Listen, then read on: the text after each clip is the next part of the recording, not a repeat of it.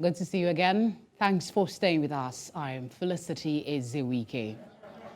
6 African leaders will be traveling to Russia and Ukraine to find a solution to the war. This announcement was made by South African President Cyril Ramaphosa on Tuesday after he said he had a phone conversation with Zelenskyy and Putin over the weekend. Ramaphosa did not give a time frame or outline any parameters for the possible peace talks. According to him, Russian President Vladimir Putin and Ukrainian President Volodymyr Zelenskyy have both agreed to have separate meetings with a delegation of leaders from 6 African countries: Zambia, Senegal, Republic of Congo, Uganda, and Egypt. 4 of these 6 African countries, South Africa, Republic of Congo, Senegal, and Uganda, abstained from a UN vote last year on condemning Russia's invasion. Zambia and Egypt voted in favor of the motion. Zelenskyy has said he would not consider a peace deal to end the 15-month war until Russian forces withdraw completely from Ukrainian territory. South Africa's leading position in the delegation, however, raises eyebrows as the announcement comes days after the U.S. ambassador accused South Africa of providing Russia with ammunition and weapons used in the war against Ukraine. To explore this development further, I have Vuyo Zungula, President of African Transformation Movement and Member of Parliament, South Africa, join us. Thank you very much. We also have Gideon Chitanga, Associate Researcher, African Center for the Study of the United States, with University of Johannesburg, South Africa. Gentlemen, it's a pleasure to welcome you to Village Square Africa. Let me begin with you, Mr. Zungula. What was your immediate thoughts at the announcement by the South African president? Look, this war or this invasion or this conflict in Ukraine has affected Africa. If you check the rise in terms of the food costs, in terms of the food prices, South Africa and the rest of the continent is impacted by that conflict. Secondly, Africa has been for the longest time being undermined as if it is a small player in terms of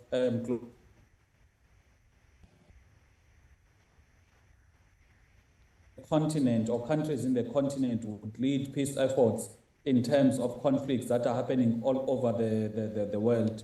So in our view as a party, we view this as a step in the right direction to cement Africa's place in terms of providing leadership and bringing about solutions. But critically, what is important that this delegation must also address is that Mr. Zelenskyy must understand that in times of conflict, there has to be compromises.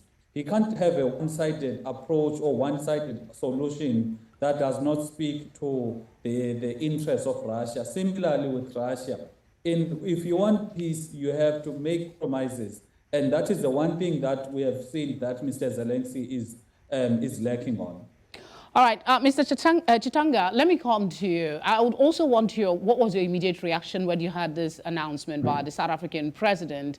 And add to that, South Africa's leading position in the African delegation, a lot of persons have said, is bound to bring scrutiny further, considering that Ramaphosa's announcement came, just as I mentioned in my introduction, after the U.S. ambassador in his country accused him of siding with Russia and providing them with weapons to help the war.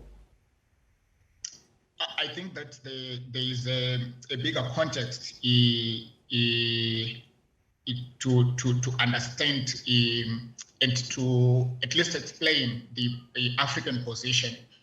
Part of the background information that you give relates to events of the past week about the allegations that were raised in relation to South Africa supporting Russia militarily, which in some sections of society, African society and internationally, is viewed as contrary to what the South African government had proclaimed as its position of neutrality from supporting either parties of the conflict. The second thing is that the geopolitical West is part to this conflict and comprehensively support Ukraine. And as part of that support, I think the US and the European Union, broadly the NATO alliance, has done a lot of work to try and convince African countries, but also countries from the global south, to be part of the alliance that is opposed to Russia and actively opposed to Russia. So African leaders, at least a number of them, have taken a position that they do not want to be associated in any active way, either by way of condemning or supporting sanctions or militarily with the conflict, but rather to focus on a position that articulated diplomatic solutions and mediation as a way to end the conflict. So this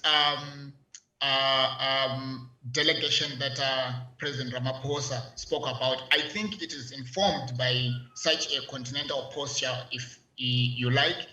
And obviously, I think that posture in the position itself is far much, in terms of its context, I don't think it is informed by the events of the last week. Surely these head of states have been talking for quite some time.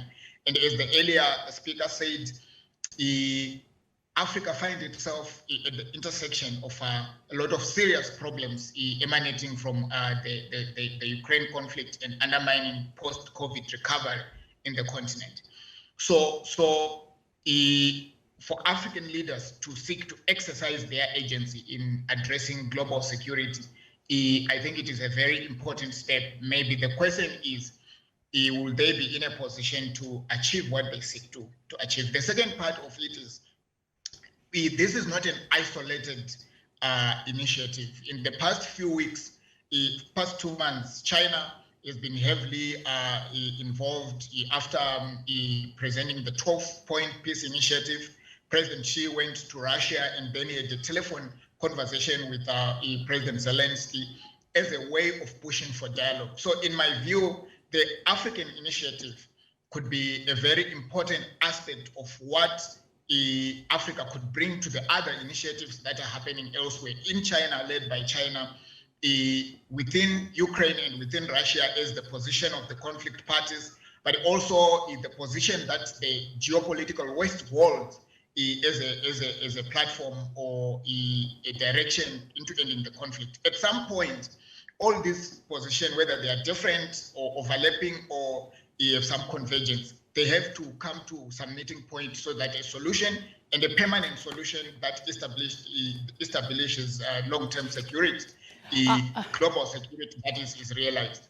I mean, at the bottom of all of this is interest, individual interest, to see peace in both countries. But the mention you made of China, there are concerns from experts like yourself who understand the subject. They say that the opposition for seeking dialogue is weakened because of their obvious support for Russia. But I want to stay with the questioning that I brought earlier about the South Africa leading a delegation to speak on a possible peace between Ukraine and Russia. Of the six, he mentioned 6 countries, 4 of them abstained from a UN vote last year to condemn Russia's invasion of Ukraine. Zambia and Egypt voted in favor of that motion. So the neutrality factor here is where I'm going to.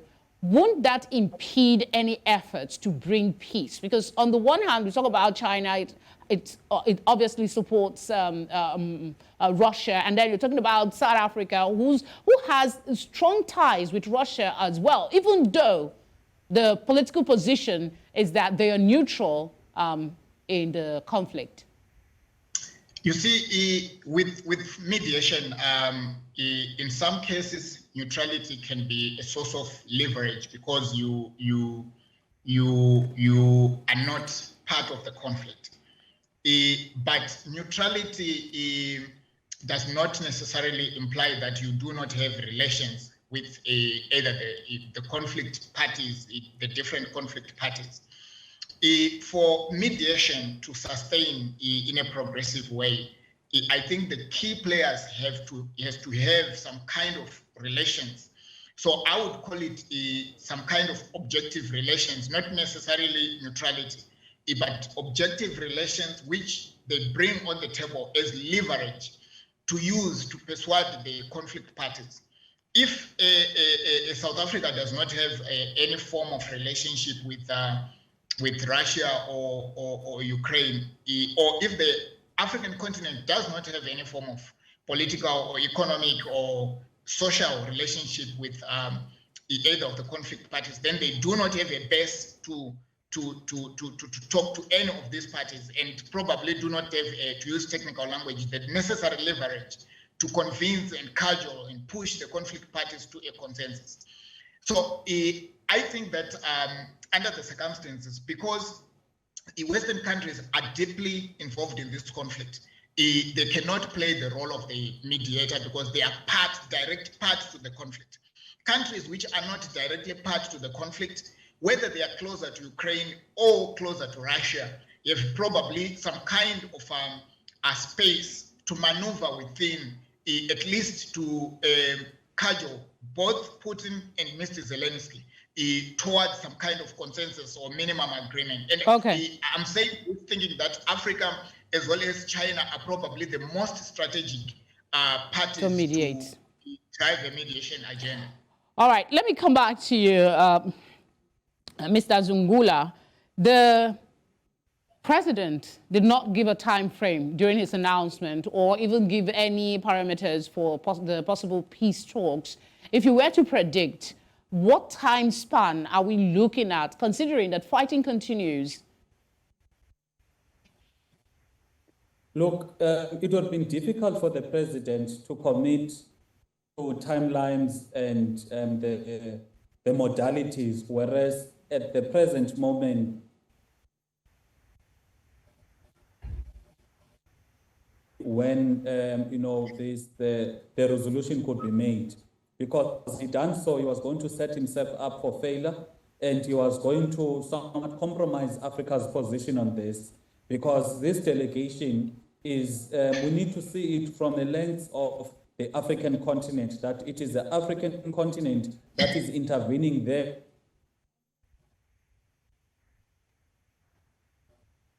Therefore, it would have been an issue for the delegation to confirm timelines and modalities, because if, for example, we would have stated 2 weeks, and because war, there's, war, the dynamics change in war, and you don't want a case whereby after the change in dynamics, you've already committed to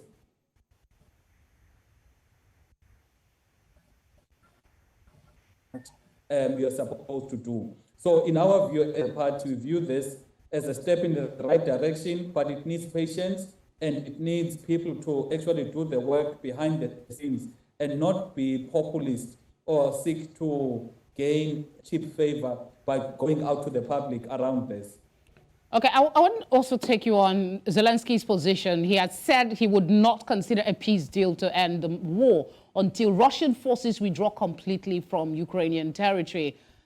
Is this something you foresee African leaders can broker? Yes, it's something in our view that should be, it's very critical. For example, if you look at the peace deals that have been proposed, the 10-point plan by Zelensky, it is not rational, it is one-sided. A more feasible plan, it is one that has been proposed by China, and there's no way in which, because if Zelensky wants true peace, he has to consider the territorial integrity of Russia, just like the territorial integrity of Ukraine. Because the genesis of this conflict, it is the view that was held by Russia that there is a threat to their own territorial integrity. Therefore, you cannot want to move forward to a peace perspective and to a peace deal without dealing with that territorial integrity aspect of both countries. we know that Mr. Zelenskyy wanted to Crimea to actually go back to Ukraine, which is something that will never happen if we're being practical. So we have got faith that the African delegation will indeed speak to those realities and broker a peace deal that is going to be understood and accepted by both parties, the Ukrainians.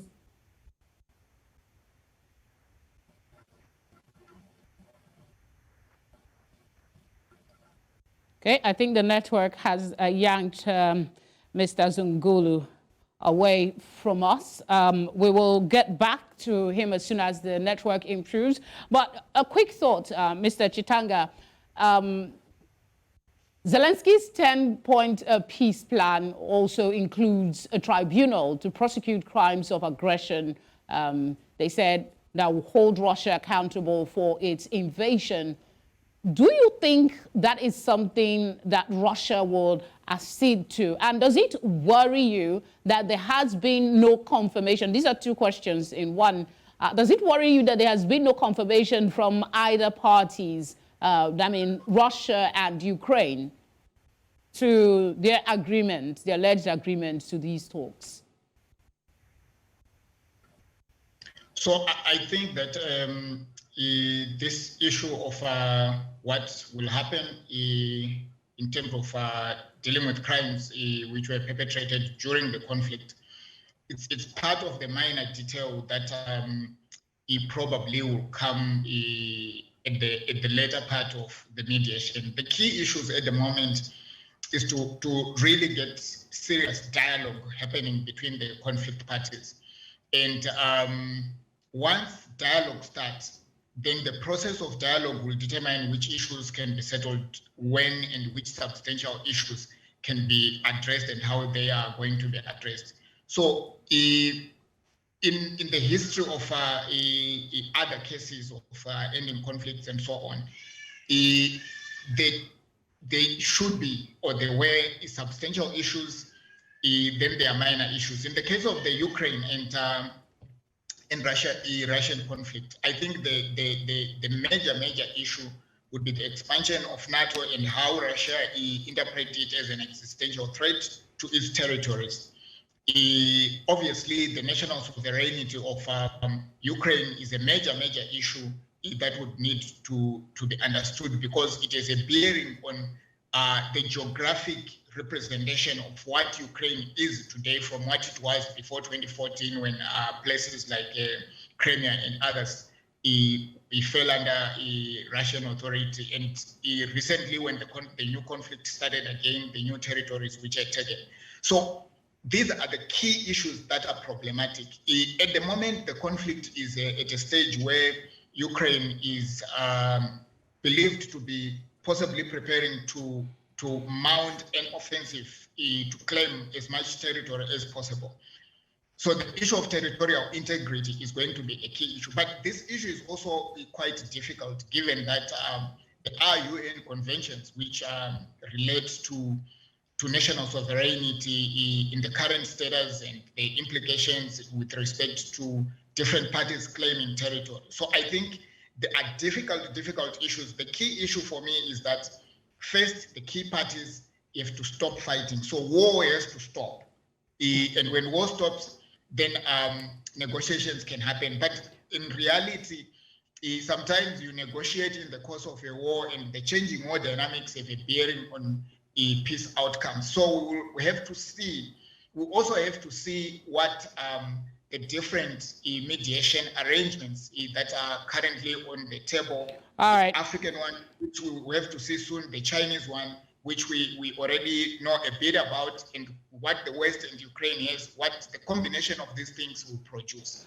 All right, Mr. Chitanga, I want to kick off from where, just to wrap things up, actually, Mr. Zungula, do you see the possibility of the war ending? Because Mr. Chitanga says war has to stop for negotiation and talks to be really beneficial. Do you see the possibility of cessation of hostilities? And of course, the same question I put to him earlier, does it worry you that neither parties have fully confirmed that they will be hosting African delegation. Yes, we do think the cessation of hostilities will indeed happen, primarily because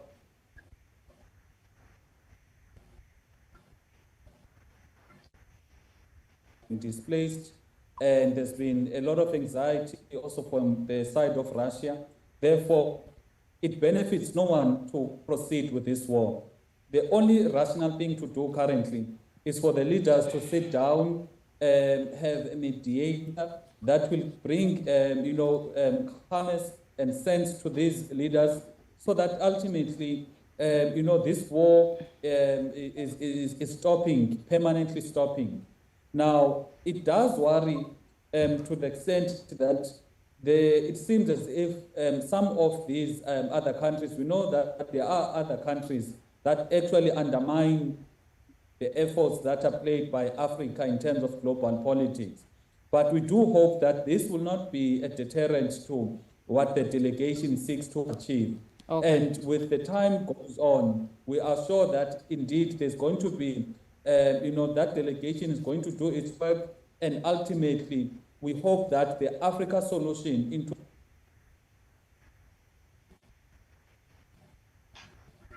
countries, and you are going to reach a stage of peace in Ukraine. All right, thank you very much, gentlemen, for sharing your time and your thoughts with us on the square.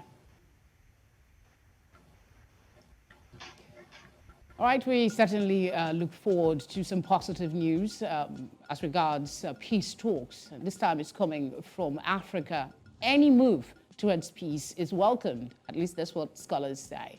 Thank you for watching thus far. We're not done yet. We'll go on a short break, and when we come back, we'll be going to West Africa, Nigeria, where resident doctors have commenced strike.